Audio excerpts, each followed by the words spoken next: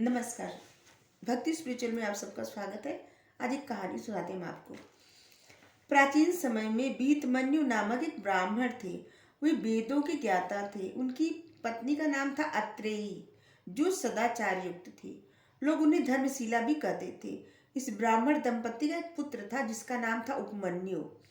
परिवार बहुत निर्धन था।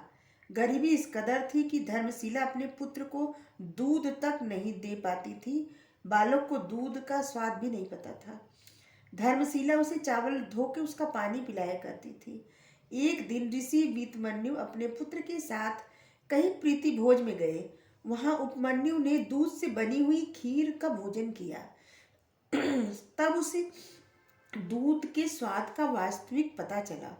घर आकर उसने चावल धोवन पानी से पीने से इनकार कर दिया। दूध पाने के लिए हठ करने लगा। बालक इतना जिद पे अड़ गया कि उसकी माँ धर्मशीला ने कहा, हे पुत्र, यदि तुम दूध क्या उससे भी अधिक पुष्टिकारक और स्वादयुक्त पेय पीना चाहते हो तो विरूपाक्ष महादेव की सेवा करो। उनकी कृपा से अमृत भी प्राप्त हो सकता है। उपमन्यु ने अपनी माँ से पूछा, माता, आप जिन विरूपाक्ष महादेव की पूजा करने के लिए कह रही हो कौन है? धर्मशीला ने अपने पुत्र को बताया, प्राचीन काल में श्रीदामा नाम से विख्यात एक महान असुर राज करता था। उसने सारे संसार को अपने अधीन करके लक्ष्मी को भी अपने वश में कर लिया। उसके यश और प्रताप से तीनों लोग श्रीहीन हो गए।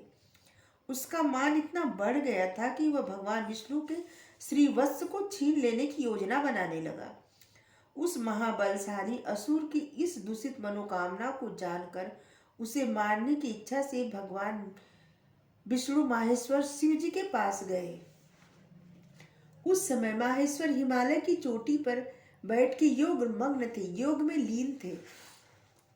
तब भगवान विष्णु जगन्नाथ के पास जाकर 1000 वर्ष तक पैर के अंगूठे पर खड़े रहकर पर ब्रह्मा की उपासना करते रहे। भगवान विष्णु की इस कदर कठोर साधना से प्रसन्न होकर भगवान शिव ने उन्हें सुदर्शन चक्र प्रदान किया।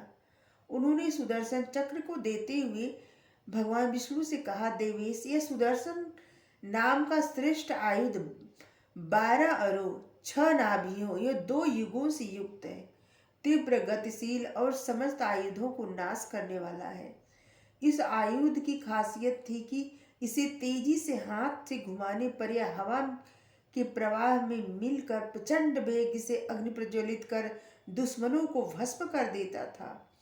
यह अत्यंत सुंदर, तीव्रगामी, तुरंत संचालित होने वाला एक भयानक अस्त्र था।